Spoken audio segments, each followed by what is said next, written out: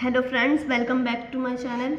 बच्चों, आपको question number 6 तक समझ में आए होंगे। 7 से समझिए और आप मेरी पिछली वीडियो चेक कर सकते हैं अगर 6 तक कोई प्रॉब्लम है।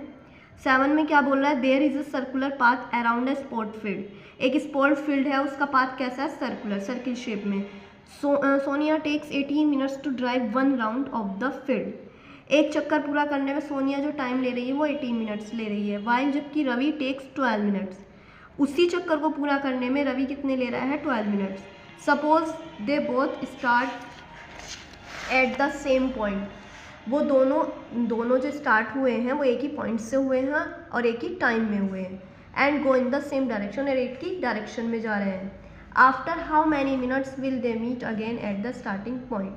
अब देखो बच्चों, मैं एक डायग्राम के थ्रू आपको समझाती हूँ और आराम से आपको आ जाएगा समझ में। बच्चों, क्वेश्चन में हमसे ये पूछ रहा है, हमने क्या लेट कर लिया? सर्कुलर पाथ है और ये क्या है? यहाँ पर स्टार्टिंग पॉइंट है, मतलब यहाँ से उन्होंने स्टार्ट किया है चलना। तो अब क्वेश्चन में ये बोल रहा है कि सोनिया कितना ले रही है? 18 मिनट ले रही है एक चक्कर पूरा करने में, जबकि रवि कितने ले रहा है? 12 मिनट ले रहा है। तो वो दोनों कितने टाइम के बाद एक साथ आएंगे स्टार्टिंग पॉइंट पर? दोनों एक साथ कितने टाइम के बाद मिलेंगे? ठीक, तो आप बच्चों ध्यान से सुनना। सोनिया 2 चक्कर के बाद यहाँ पर आ जाएगी वापस स्टार्टिंग पॉइंट पर, और कितने मिनट लगेंगे उसे 2 चक्कर पूरा करने में? 36 मिनट। ऐसे ही रवि कितने 3 चक्कर पूरा करने में कितना लगेगा रवि को टाइम? 36 मिनट। 12 3 = 36। मतलब रवि तो 2 चक्कर पूरा करके और रवि 3 चक्कर पूरा करके और सोनिया 2 चक्कर पूरा करके यहाँ पर स्टार्टिंग पॉइंट पर दोनों एक साथ मिल जाएंगे। ठीक, अब बच्चों हमें इसका क्या लेना पड़ेगा? आंसर तो आपको पता चल गया 36 है।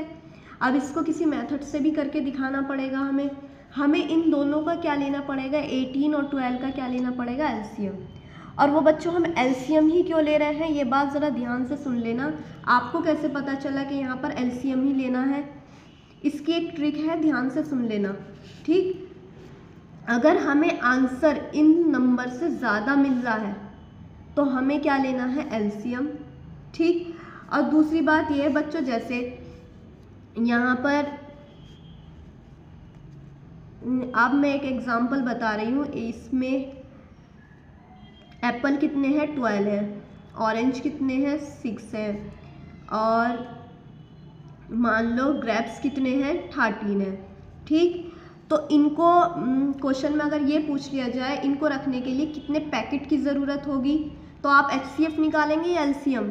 बच्चों पैकेट तो कम ही लगेंगे, आपको ही पता है पैकेट कम लगेंगे। तो इसका मतलब क्या है? कम के लिए आप क्या निकालोगे? एचसीएफ, और ज़्यादा के लिए क्या निकालोगे आप? एलसीएम। इतनी बात ध्यान है ना? बस इतनी बात ध्यान रखनी है कि एचसीएफ और एलसीएम कहाँ निकलता है। ठीक, अब क्वेश्चन कर लेते हैं हम। आई होप आपको ये इतनी बात मेरी समझ में आई है। ठीक, अब नोट करते हैं हम time taken bye Sonia. Sonia का टाइम कितना था बच्चों? सोनिया का टाइम था 18 minute. Time taken bye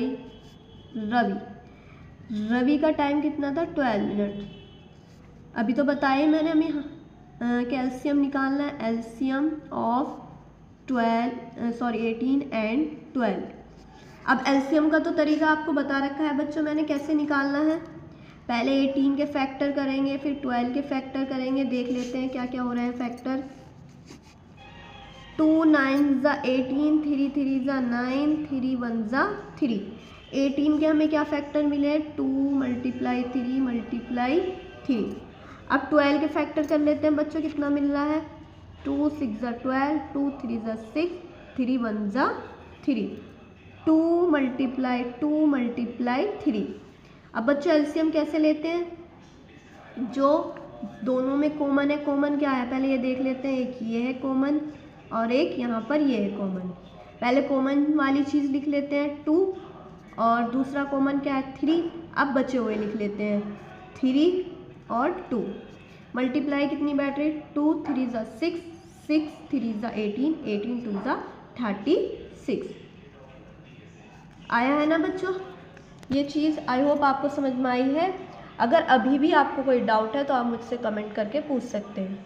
thank you.